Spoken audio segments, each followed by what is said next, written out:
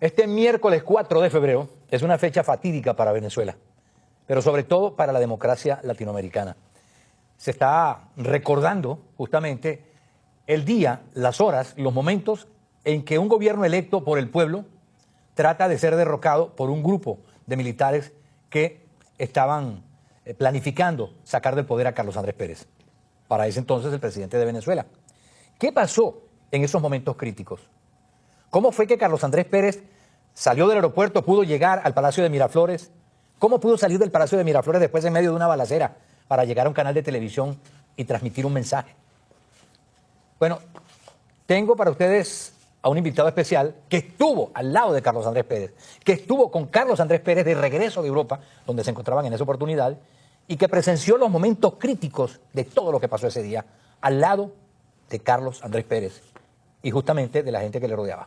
Se trata del vicealmirante Caratú Molina, Mario Iván Caratú Molina, bienvenido. Gracias, César. Que a la postre era el jefe de la Casa Militar. Entiéndase la seguridad mayor que tiene el presidente de Venezuela. Y el único militar que dependía directamente del presidente de la República. Sí. ¿Eso le daba un rango por encima del ministro de la Defensa? No, no por encima, sino que la competencia de como Casa Militar no podía seguir lineamientos del ministro de la Defensa como militar, que era yo en ese momento. Directamente del presidente. Quisiera comenzar, como dice el refrán, por el principio. Ustedes están en Europa, están en Suiza. Regresan de Suiza. ¿Alguna sospecha para ustedes, el presidente, de que algo malo estaba pasando en Venezuela, que se estaba fraguando un golpe? Sí había sospecha a nivel nacional. ¿Desde cuándo? Desde 1983, Viernes Negro. Comienza la cooperación en el ejército venezolano en manos de los oficiales que eran tenientes coroneles en ese entonces. ¿Quiénes eran? Ochoa Antich, Santiago Ramírez, Elías Daniels, un general Jun, el general Heinz Spurra, que fue el que me contó personalmente. El que fue director de la DICIP. Que fue director de la DICIP, pero él se retiró. Él le dijo a ellos en una tarde en el círculo militar que se reunieron para organizar la cooperación a ese nivel. Él se retiró y le dijo a estos oficiales que no contaran con él para este asunto. Claro, 1983. Estamos hablando de una serie de años y eventos políticos. 9 años antes del golpe de 1992. Dos presidentes, Luis Herrera, Lucinchi, después viene el presidente Pérez, pero después de eso hubo la noche de los tanques, 8 tanques que hacen preso al presidente encargado, Simón Alberto González, fallecido en su despacho en Carmelitas. Eso tampoco se analizó como debía ser. La insurrección de la Policía Metropolitana dirigida por Bernal, comisario de Freddy Bernal, que fue alcalde de Caracas y ahorita una gran ficha. El Caracazo. Y una serie de eventos internos en la Fuerza Armada. El almirante Gruber le envía una carta muy fuerte a todos los coroneles y capitanes de navío de la Fuerza Armada venezolana que el presidente tuvo conocimiento. El 6 de enero... ¿Qué decía esa carta? Donde el almirante Gruber ponía de relieve una serie de incomodidades y de situaciones incomprensibles desde el punto de vista militar y político, porque el problema, déjame hacer un inciso aquí, muchas personas dicen que el militar no puede ser político, el militar no puede ser partidista, pero el militar tiene que conocer la política porque hace política como militar, no política de partido, de elecciones. La guerra es un hecho político, la defensa es un hecho político, seguir la política de defensa del Estado venezolano es un hecho político. Entonces el militar tiene que conocerlo de la política. ¿Qué ocurre? El almirante Gruber le mandó una carta al presidente, el presidente la leyó conmigo, noviembre del año 91. ¿Qué le dice específicamente en la carta? Le dice que en la Fuerza Armada hay un malestar creciente por la corrupción y los hechos ilícitos que estaban ocurriendo a nivel nacional y que le pedía, o le imponía, le exigía un cambio de la conducta de gobierno hacia los sectores de corrupción a nivel general en el país. El presidente Pérez en esa oportunidad me llamó, le dimos una carta entre él y yo, y me dijo, este almirante tiene razón lo que está diciendo. Yo le dije al presidente, sí, tiene razón, pero la manera como se conduce ese almirante no es la manera como se conduce un militar en un sistema democrático. Él ha debido pasar por el órgano regular, llegar al ministro de la Defensa y después el ministro de la Defensa habla con usted o usted lo llama. Pero no una carta como sea personal, pero sin dar la cara.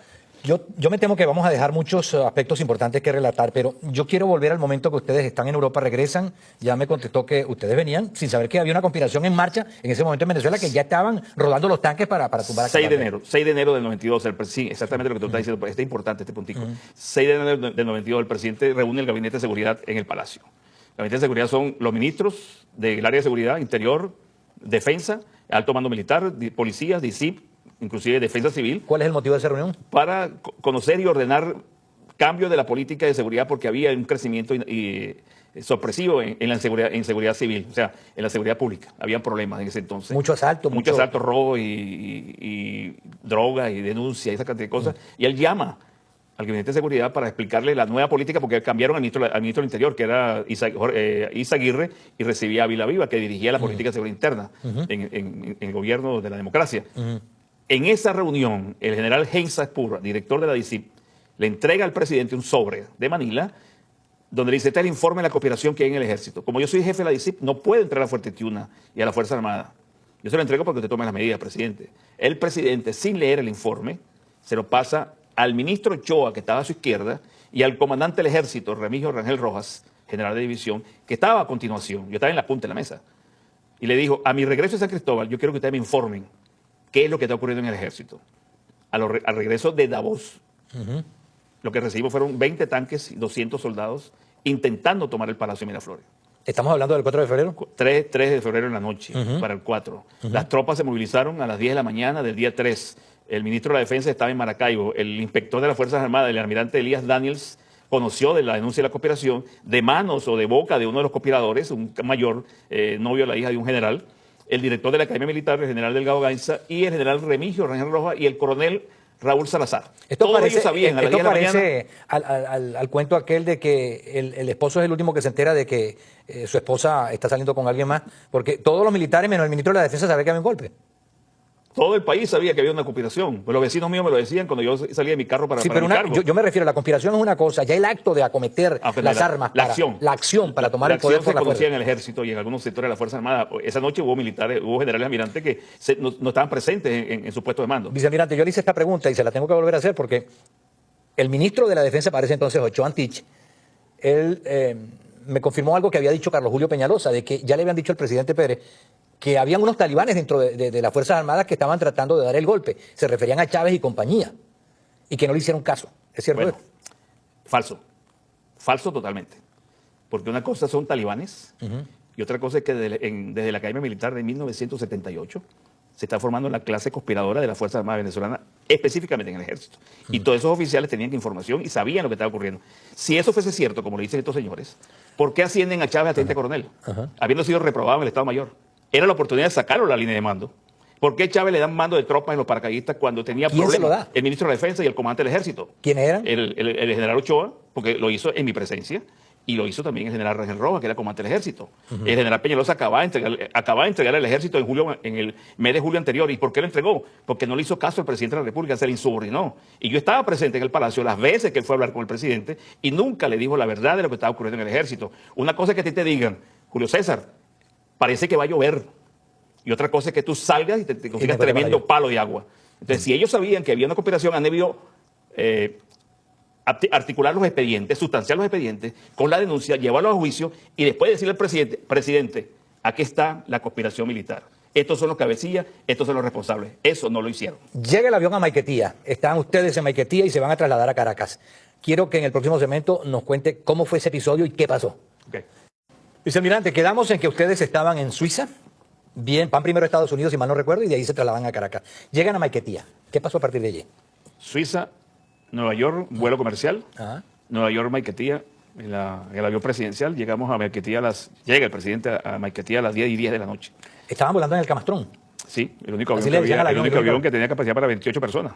La gente habla mucho que si los viajes eran estrafalarios y abrumadores, eran 28 personas, donde habían 4 hermosas, 2 edecanes, o sea, la mitad. Maduro acaba de viajar con casi 200 personas, 25 familiares. El presidente Pérez bajaba por Rusia, la mayoría eran 8 o 10 personas como primera clase del avión presidencial y el resto era apoyo, escolta, camareros. ¿A qué horas llegaron a Maiquetía ustedes? 10:10. Al llegar al aeropuerto, en el avión veníamos 5 personas.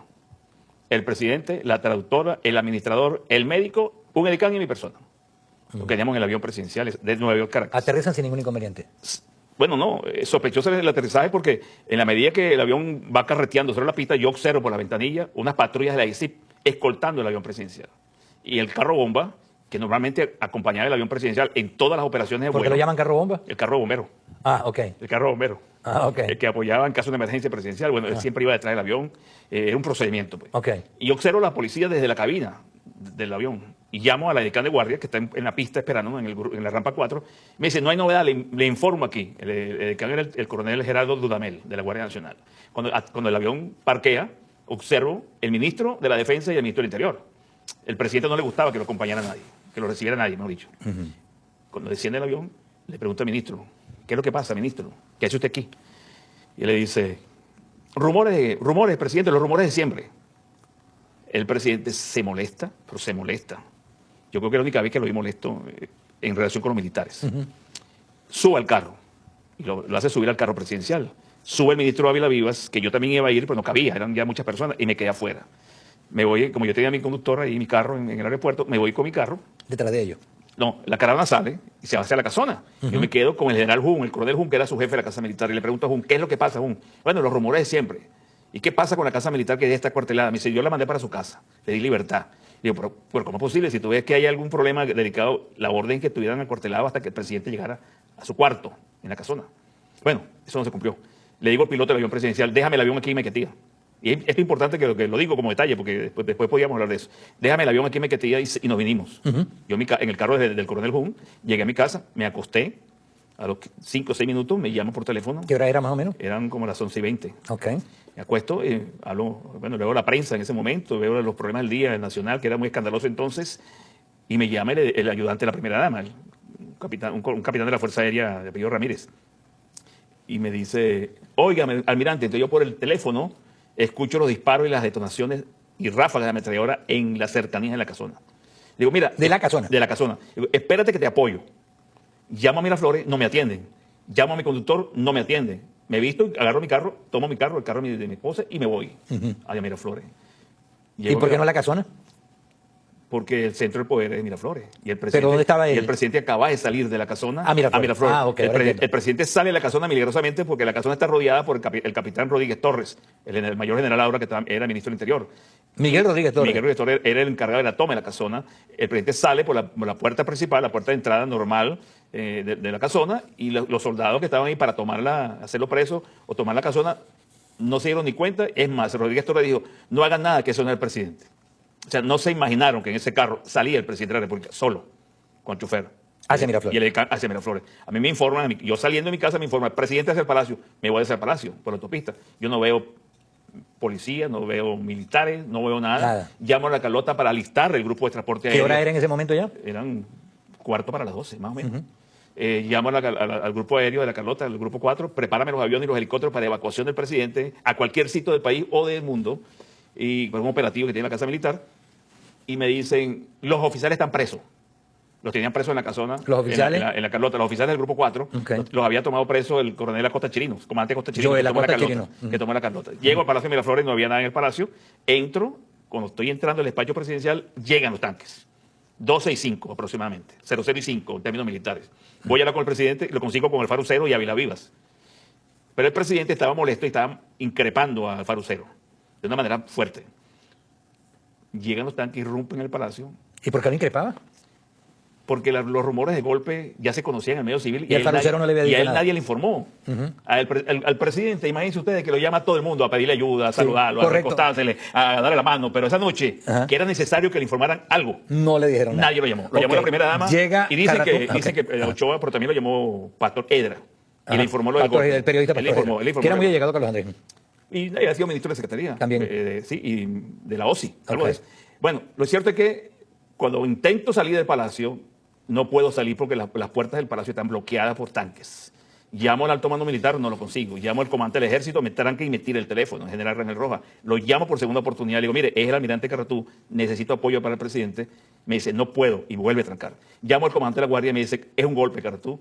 Dame 2 horas para controlar Caracas. El general Maya Cardona, general de división de la guardia, me dice, dame 2 horas para controlar Caracas y el interior. Y no puede esperar, nos van a matar aquí adentro. Eran demasiados. Y los disparos eran de cañones y de ametralladoras y soldados ingresando por todas las paredes y las cercas del palacio. Eso era impresionante, la forma como ingresaban al palacio. Sacamos al presidente sin rumbo fijo, sin saber por dónde íbamos. Llamo yo por teléfono a Miraflores, pásame una estación de radio, la que esté en el aire en este momento, me pasa a Venevisión. Llamo a Venevisión también, hablo con el comisario Efraín, el jefe de la escolta del grupo, Cisneros. Me dicen, vente para acá que aquí te podemos sacar al aire. Yo no le dije que iba con el presidente. Al llegar a Venevisión, entramos al despacho del señor Cisneros, en Venevisión, a su oficina principal, y al minuto y medio el presidente Pérez salió al aire. En el discurso político más importante que yo le he oído como comandante en jefe a ningún presidente en Venezuela. Es otra cosa que nadie lo ha analizado. La forma como el presidente se dirigió a los militares. Le ordeno que regresen a los cuarteles. No regresaron. me pregunta, ¿dónde está el ministro de la Defensa? ¿Dónde estaba el alto mando militar? En ese momento. En ese momento, crítico para el país, crítico para la vida del presidente, que estaba solo en un carro dirigiendo el país. Entonces, ¿dónde estaba? Cualquier cuento. Bueno, excusas. Estaba buscando los pañales de mi hija, estaba en mi casa, me estaba en el baño, me estaba afeitando. Las excusas que podían haber dado. Pero un ministro de Eso Defensa... dijo el ministro Ochoa Antich. Bueno, no le dijeron nada al presidente. Después lo vimos en el Palacio a las 6 de la mañana, cuando regresa el presidente, que yo voy con él, y le dice, no hay novedad, presidente. Y había unos muertos en el Palacio y las paredes llenas de sangre. Entonces, ¿cómo que no hay novedad? Y un ministro de la Defensa en cualquier gobierno renuncia. En cualquier gobierno es pasado juicio. Y se llame Ochoa o como se llame, Iván Carratú, cualquiera. Porque es la seguridad del Estado y es general para que le responda a la sociedad venezolana su cargo y el comando de las Fuerzas Armadas. Yo tengo la curiosidad todavía, y perdona que vuelva atrás a lo del Palacio de Miraflores. ¿Cómo salen ustedes de Miraflores cuando están rodeados totalmente? Hay disparos por todos lados. Y la pregunta más crítica, ¿había la intención de matar a Carlos Andrés Pérez? Indiscutiblemente que sí. El sector oeste del Palacio, que es la oficina del presidente, la sala de conferencia, el salón de los espejos y la oficina del ministro de la Secretaría, son 5 o 6 ventanas de 3 metros cuadrados aproximadamente cada ventana. Todas están acribilladas a disparos. Esas son ventanas de seguridad. Quien me diga a mí que disparó y no le iba a pegar a nadie detrás de esa ventana está un loco. La silla presidencial fue ametrallada. La mesa donde desayunaba el presidente, una mesa pequeña de 4 personas, fue ametrallada. El salón de los espejos desde cuando fue creado el Palacio de Misa Jacinta, 1903, fueron acribillados a disparos. O sea, que me diga, la mesa del Consejo de Ministros perforada con disparos. Que me diga a mí que disparó y ese disparo iba para el cielo, iba a matar a Lucifer, ese es un loco.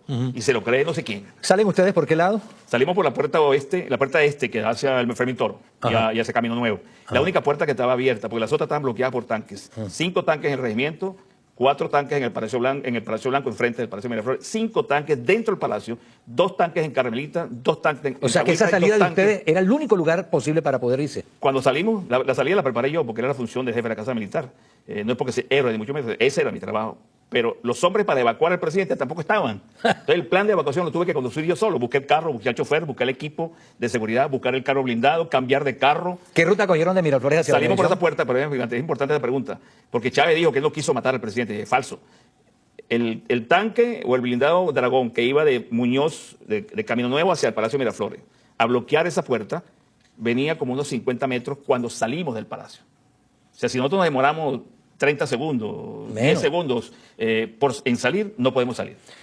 Salimos por esa puerta y cogemos la avenida Baral Norte, San José, el seminario, la Cota. Al pasar por la Cota, yo pude observar un helicóptero volando de noche sobre Caracas. Me extrañó. ¿Civil o militar? Un helicóptero militar que llevaba armas y aterrizó en el campo de golf del Country Club. Y también aterrizó uno en Bahía ¿Y se Arriba. supo quién era? No se supo. Bueno, después, claro, la investigación la empastelaron, cambiaron los nombres, cambiaron las siglas O sea de los que aviones. en el golpe militar hubo más gente de la que se dijo. Infinitamente. Vamos a hacer una mucho más. pausa. Uno de los protagonistas más importantes del 4 de febrero de 1992. Ya vimos lo que pasó en Maiquetía, llegaron a Caracas, él se fue a su casa, después fueron a Miraflores, rodean Miraflores. Hay un video que un amigo mío, esa noche, él era corresponsal de una agencia de noticias internacionales y estaban haciendo un reportaje, por cierto, sobre la inseguridad en Caracas. Y justamente se encontraron y se enteraron tardísimo que era un golpe militar lo que estaba ocurriendo y lo filmaron, ¿no? De hecho, yo fui el primero que tuve ese video para mandarlo al exterior y se lo mandé a Univisión, que en ese momento se estaba transmitiendo. Pero, ¿qué pasó a partir de ese momento que me dice que es importante mencionar? El regreso. El regreso. Venevisión. Llegan a Venevisión, al minuto y medio habla el presidente el y dice... apoyo total y da su mensaje, que su por mensaje cierto, a las Fuerzas Armadas. ese fue el momento clave para el presidente Sí, Pérez porque eso le demostró al país que él estaba a cargo del país. Y que lo que mucha gente no quiere reconocer, era un hombre, un estadista. Sabía cuál es la función de un comandante en jefe, que muchas personas ni tienen idea. Tenía un buen maestro. ¿Quién? Rómulo Betancourt. Ok, perfecto. Sí, tienes mucha razón. Yo no había nacido cuando eso, pero tienes razón. Todo el mundo. Bueno, el regreso. Salimos, el presidente me dice, mírate, quiero regresar al Palacio. Venevisión. Estaba Sofía Inver. No sé si todavía vivía esta señora. Sí. Estaba muchas personas. Eduardo Fernández fue uno de los primeros que le fue a apoyar. Tarre Briceño. Fue también el que fue gobernador de Miranda, que también fue aspirante presidencial. Que lo acompañó a Miraflores también. Bueno, fueron varias personas que fueron llegando en la madrugada. A las 4 el presidente me dice, regreso al Palacio. Bueno, déjeme ver cómo está la situación. Los rebeldes se estaban entregando, pero habían francotiradores. Y el problema es que el grueso de los rebeldes, los comandantes de los tanques, los tripulantes de los tanques se estaban entregando, que eran 200 y tantos, 220. Pero habían francotiradores a los alrededores del Palacio y había que tener cuidado con eso. Carlos Andrés no tenía una ametralladora, algo con que defenderse en el trayecto. El presidente Pérez siempre andaba armado. En su carro, un una pistola, un revólver, y en un maletín llevaba una ametralladora y 2 pistolas. Respondía a tu respuesta, Yuri. Siempre, para todos los eventos. En Venezuela y en el extranjero, siempre. Inclusive, en algunos hoteles dormía en el piso, no dormía en la cama. Ajá. En algunos hoteles... Bueno, yo en varias ocasiones que tuve que coincidir con la caravana de él, yo recuerdo cuando iba a la caravana, paraban y de repente se pasaba de un carro para otro. Exactamente. Ese plan se hizo siempre. Y después en el carro, quien iba era yo, no iba el presidente. O sea, simulaba que quien iba el carro era el presidente, era yo. Pero bueno, es otra cosa. Entonces, él me dice, regresamos, llamo al Palacio, hablo con el coronel Jun, digo, mira Jun, el presidente regresa al Palacio, ¿estamos listos? Están todos los tipos presos, están tomados, tenemos el control del Palacio. Me dice, todavía no faltan algunos. Digo, presidente, faltan. Me quita el teléfono y llama, habla con el coronel Jun y le dice, voy regresando, usted me garantiza que esté controlado a mi llegada. Orden militar. No es una orden jefe, claro. al militar. Y él me dice, vámonos. Nos embarcamos. Bueno, llama por teléfono a otro general que estaba en el Palacio, general, no creo el nombre, pero el comandante de la 3ª División de Infantería que iba a apoyar al gobierno. Y le dice, general, le ordeno que a las 4 de la mañana, a las 6 de la mañana, tome la Carlota. No podemos permitir ese foco insurreccional en la Carlota. Llegamos al Palacio, llega al Palacio, perdón, me disculpa porque no estoy en primera persona yo, él llega al Palacio y se consigue primero al ministro de la Defensa, entrando. A Ochoa Anti, y le dice, pase, ministro, ¿qué es lo que no hay novedad, presidente? Como te digo, estábamos muertos ahí, un golpe militar de 7 guarniciones, 7.000 hombres, 250 soldados, 20 blindados en el Palacio y no hay novedades, no está el ministro, el alto mando. ¿Entiendes? Yo me quería desaparecer prácticamente o formarle un rollo ahí al ministro, porque realmente nunca le tuve confianza, inclusive de que lo nombraron, nunca. Pero bueno, esas son cosas personales. Pasa al despacho, el presidente... Estaba el doctor Durán, Ávila Vivas, estaba el embajador, Durán, que había sido ministro también. El embajador, era canciller, el embajador Diego Arria, momento, sí. Un diputado por el Estado Táchira, apellido Rodríguez, y 2 o 3 personas más, 2 edecanes y mi persona. Y el presidente decide hablar al país nuevamente, era la 3ª locución al país, desde el Palacio. ¿Qué hora era más o menos? Eran las 6:30. Ok. 6:30. ¿Ya estaba tomada la Carlota? No. Cuando entra al Palacio se consigue el general. Y le dice, general, ¿qué le dije y usted? ¿Cuál fue la orden que le di? Proceda de inmediato a tomar la Carlota. Bueno, este general no voló en el aire ahí porque no tenía alas. Porque realmente el reclamo que le hizo el presidente como comandante en jefe a ese general fue de pronóstico. Realmente a mí me dio pena ajena y todavía lo siento en la forma como el presidente se dirigió a ese general. Bueno, entra al despacho, habla a la nación y se para al lado izquierdo del presidente, se para el ministro Ochoa. Entonces, los que estaban sentados ahí viendo la locución del presidente paran a Ávila Viva y se lo paran al lado del presidente. Dice, tú eres la autoridad civil, el presidente no puede estar solo. Y se para Ávila Viva ahí. El presidente habla, da su mensaje normal a la nación, tú ibas a control, estoy al Palacio, soy el presidente, la democracia se mantiene, etc. Y Ochoa intenta hablar al país. Y el presidente lo mandó a callar. Cállese la boca, el presidente soy yo, usted es responsable de lo que está pasando.